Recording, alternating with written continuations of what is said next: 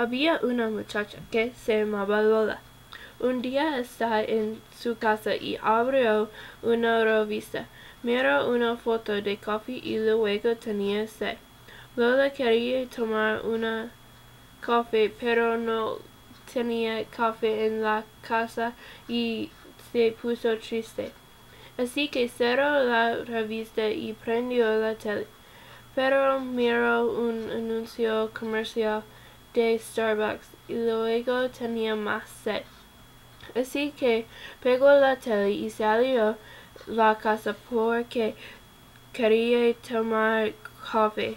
Lola empezó a caminar por la calle. De repente encontró una soda de Coca-Cola.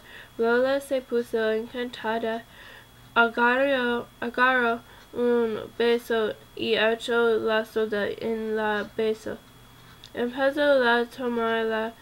Tomó toda la soda, pero todavía tenía sed.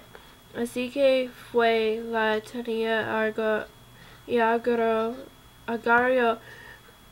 26 botellas de Red Bull y las tomó todas. Luego fue al baño y hizo pipí por 26. Por fin regresó en la